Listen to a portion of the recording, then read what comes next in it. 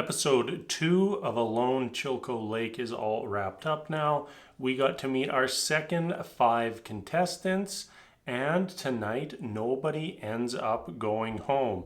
I kind of see that when you don't send out somebody with a debilitating health condition, they can actually make it past 6 days. I'd say we have a pretty wide variety from our 5 contestants here this week. Some different strategies, different approaches, different attitudes. So without further ado, let's jump into it. First up, let's talk about Nate. He labels himself as a problem solver and views his best asset in this challenge is going to be problem solving. I don't think I've ever heard somebody describe their skill set on this show as primarily a problem solver. On top of that, he does have survival and outdoor skills, as long with being a 22-year military veteran.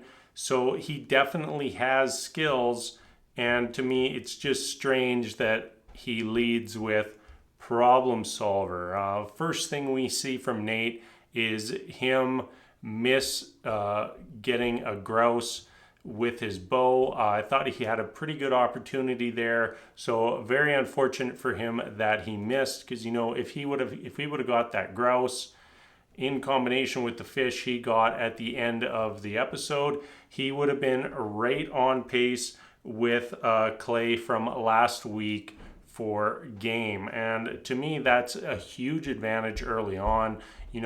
You probably do have to secure a big kill or find a very, very solid food source in order to make it deep in any season of Alone. Getting that good start can just give you those extra calories and that extra boost to establish that base for yourself. One interesting thing for Nate was him starting some sort of battle with the squirrels. Squirrels stole a mushroom from Nate. Nate stole a mushroom from the squirrels. And, kind of just watching that thinking, Nate, I know that you're trying to watch to see where the squirrel hides the mushroom so you can raid the mushroom stash, but wouldn't just trying to kill the squirrel be the most plus that you could get out of this situation? I thought it was a little strange, but he did get a mushroom out of it, so you can't knock it too much. He does get his shelter going. Looks like he's going for something very basic. It's just a very small A-frame. Pretty much has to crawl into it. Will only be for him and for sleeping. And I kind of like this mentality. Yeah, it reduces the space, reduces the effort to get the shelter up and running. It's still very solid. It's going to protect from wildlife just as much as many of the other shelters that we've seen so far this season, and saving that extra energy to focus on finding food, which he did, is a good move in my books. Then we need to talk about his trot line. Throughout a lure he made with a piece of wood on a fishing line, and lo and behold, at the end of the episode, he gets himself a very nice bull trout. So Nate, I thought he had a kind of a weird attitude. Kind of felt like he was, I don't even know how to describe it. It was like it had to be like him versus the squirrel. It had to be like him making a mistake on the grouse. It just threw me off a little bit, and probably something that I will get used to as we get deeper into the season.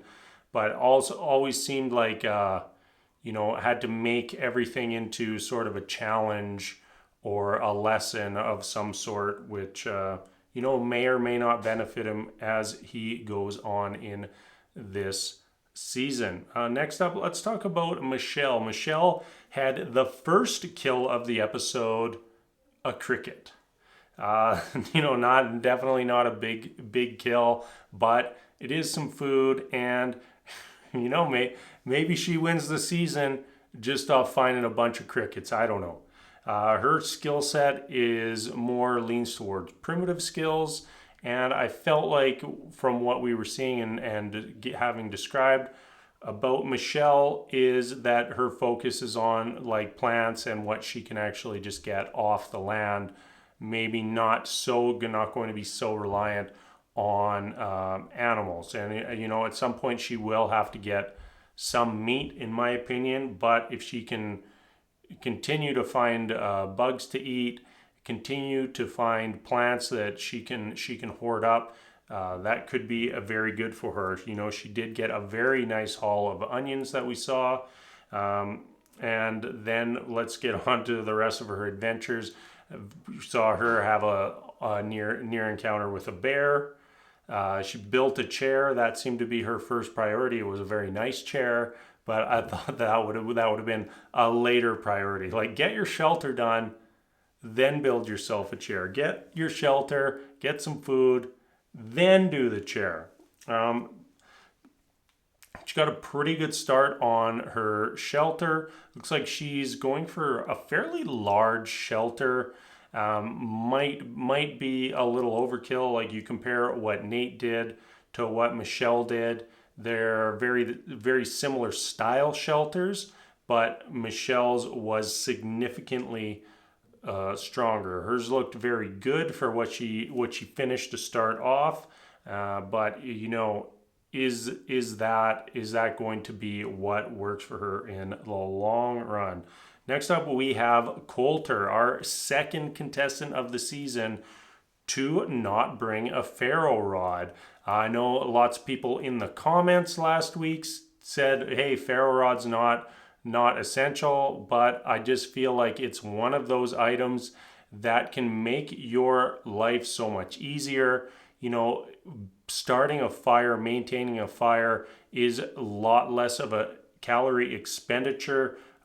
So we'll see how that turns out for Coulter. I thought it was interesting that he said his mom is a super fan. Hey, Coulter's mom, if you're out there and you're watching, give us all a hello, and just let you know that we are definitely rooting for your son.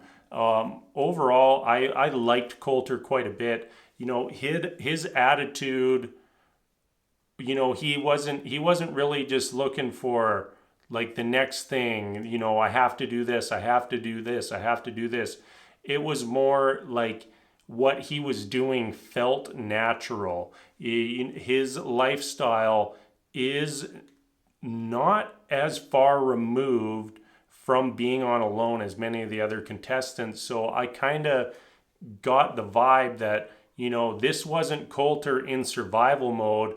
This was Coulter in day-to-day life mode. He was pretty laid back, and he sees a lake, thinks, well, I better have a boat for that lake, builds himself a boat. We've seen people try and fail with boats in the past. It's definitely one of those tasks that you're going to put a lot of effort in, a lot of energy into.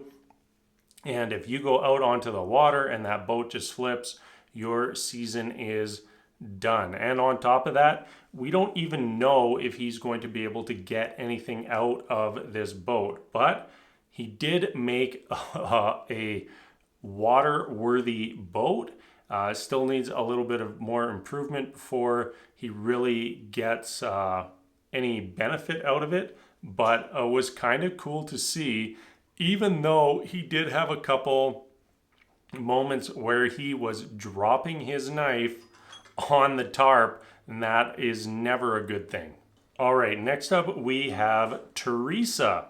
I'm just going to ignore the accent stuff for right now. I know that it was throwing me for a loop as we went through the episode, but we're not here to talk about people's accents. We're here to talk about what they've done on the show and how we're feeling about it all. So Teresa's skill set is a little different from what we see with, in my opinion, any other competitor on alone. Her focus is prehistoric and Stone Age survival. And one thing we immediately see out of her is building a unique shelter. I like the idea behind the shelter, but I'm a little leery about how that's going to turn out for her long term. So her shelter is a pit. She dug a hole, put in a center pole, stacked up some sticks onto the center pole, and I'm assuming that she's going to use a tarp for the top, but then again, maybe not. It could work out very well for her. It could be the difference between her winning and losing. We saw last season Roland and Rock House. Now, I wouldn't say that Rock House was the reason Roland won, but it turned out to be a very effective shelter for him. And the majority of his surroundings inside that shelter were dirt and rock. So Teresa will not be that different in her pit, but we'll just have to see how it all looks when it finishes up. And one thing I was thinking as I'm watching there is she better seal that thing up real quick, or else the bottom of that shelter is just going to turn into a muddy puddle. I like Teresa so far. Very interested to see what she does with the prehistoric Stone Age skills. Will they be a help? Will they be something that holds her back? That is something that we'll have to see as the rest of the season plays out. Last contestant, Jordan. We went quite deep into the episode without seeing him, and then all of a sudden he just pops up and he's eating a single ant.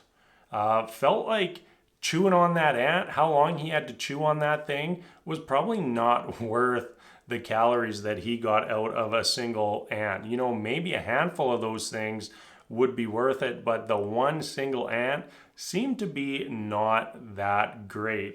Jordan, his focus is on bushcraft and hunting. In his montage, looked like he was making a wide variety of traps.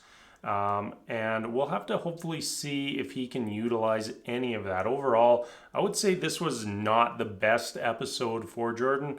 Hopefully he can turn things around for himself. He did get a very solid start to his shelter.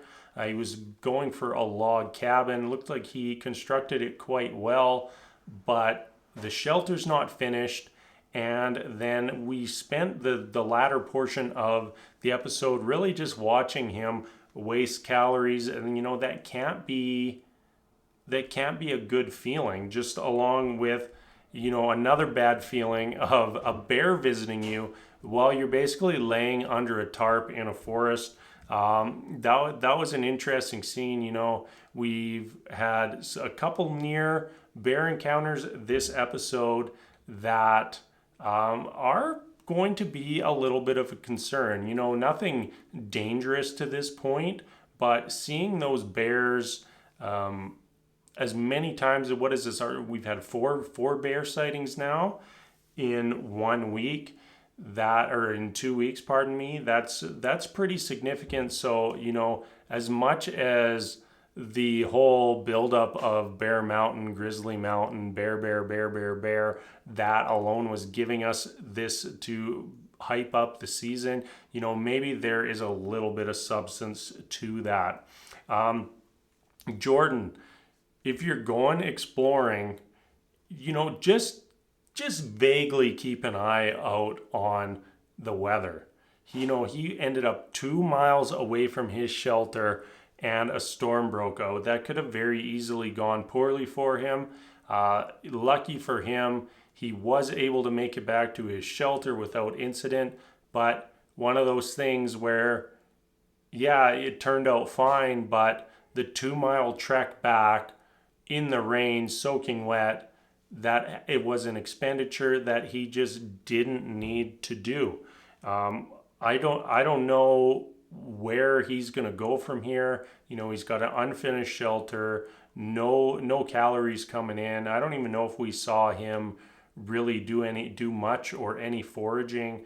I just don't know how I feel about him yet. And in the coming weeks, we'll just have to see if he's able to turn his start around. All right, everybody, that's it for this week. We have now seen all 10 contestants. Should be getting back to more normal episodes moving forward. We are now a week in, and I'm very excited to see where all of this goes. Let me know who you're rooting for. Let me know, what you liked and disliked about this episode. And, even though I don't want to see it, I'm sure I'm going to see lots of you telling us exactly how you would do it if you were on the show. So, as always, thank you so much for watching. And until next time, we'll see you later.